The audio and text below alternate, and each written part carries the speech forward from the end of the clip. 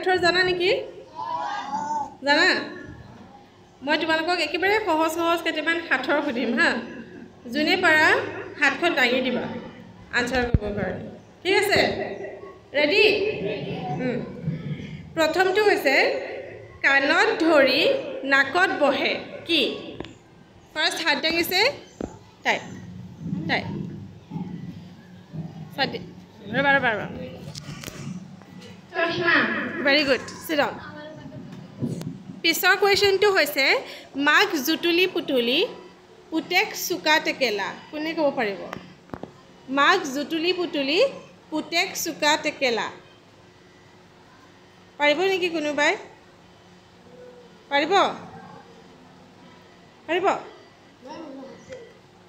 মাক জুটুলি পুতুলি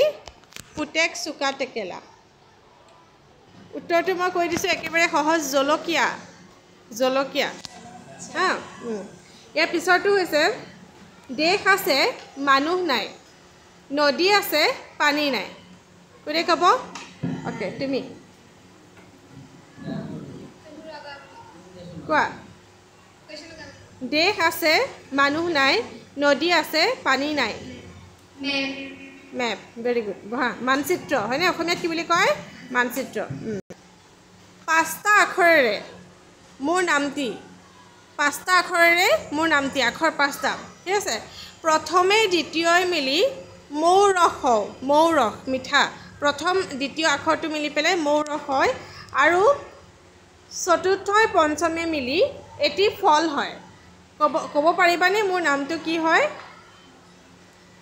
পাৰিবা নেকি কোৱাচোন কৈছোঁ পাঁচটা আখৰ হ'ব লাগিব প্ৰথম দ্বিতীয় মিলি পেলাই মৌৰস মানে মিঠা বুজাব লাগিব আৰু চতুৰ্থ পঞ্চমে মিলি এটি ফল বুজাব লাগিব নহয়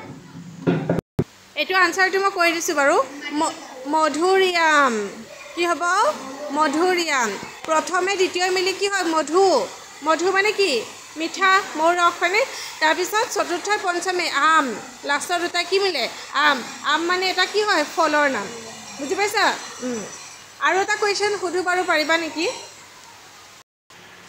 প্ৰথম আখৰত মই হা বুলি ৰওঁ হা